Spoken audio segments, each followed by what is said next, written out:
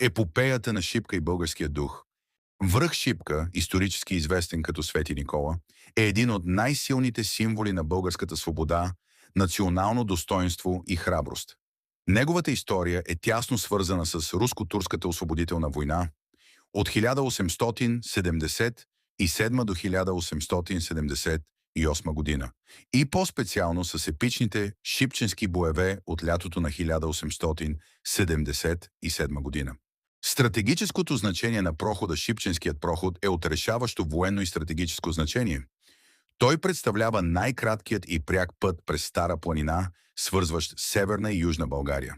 За руската армия овладяването и задържането на прохода е било от критична важност, за да се предотврати съединяването на османските сили от Южна България с основните им войски на север и в Плевен. Епопеята на Шипка, август 1877 година.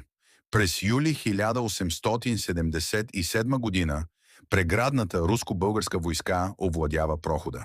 Изпратеният да го си върне турски военачалник Сюлейман Паша разполага с над 30 000 добре оборудвана и опитна армия. Проходът се отбранява от едва около 7500 души. Малокалоферският отряд под командването на генерал Николай Столетов, съставен от руски орловски и брянски пехотни полкове и 5 български опълченски дружини.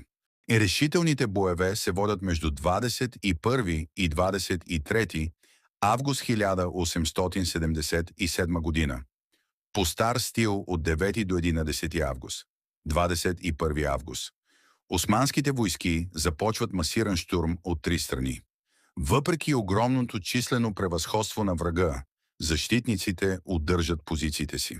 22 август. Боевете продължават с непрекъснати артилерийски обстрели и последващи пехотни атаки. Положението на защитниците става критично поради липса на вода, муниции и нарастващ брой ранени. 23 август. Кулминацията. Настъпва най-тежкият ден от отбраната. Турските войски затягат обръча около върха. Когато боеприпасите свършват, българските опълченци и руските войници започват да отблъскват атаките с камъни, дървета, счупени оръжия и дори с телата на падналите си другари. В най-критичния момент, когато позициите са пред падане, пристига авангардът на подкрепленията, водени от генерал Радецки, стрелци качени на конете на казаците. Проходът е спасен. Зимното шипченско стоене.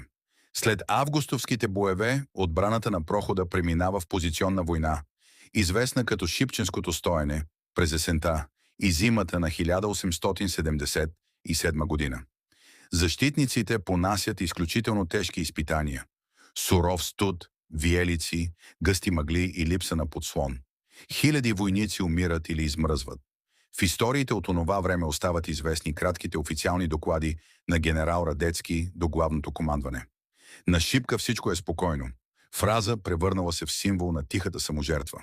През януари 1878 година отборните войски на Шипка преминават в настъпление, което води до разгрома на втората съединена османска армия на Вейсел Паша в битката при Шейново и отваря пътя към Цариград. Паметникът на свободата. За да се увековечи подвигът на падналите за освобождението на България през 1934 година на върха, е тържествено открит паметникът на свободата. Представлява монументална каменна кула с височина 31 метра, наподобяваща средновековна българска крепост. Над входа на кулата стои гигантски бронзов лев, символ на българския дух. На приземния етаж се намира голям мраморен саркофаг, в който се съхраняват костите на руски войници и български опълченци. До върха водят 890 стъпала, които хиляди българи изкачват всяка година на 3 март, националния празник на България. Ако ви е харесало видеото, моля харесайте, коментирайте и се абонирайте. Така ще ме насърчите да правя още интересни видеа. Благодаря ви.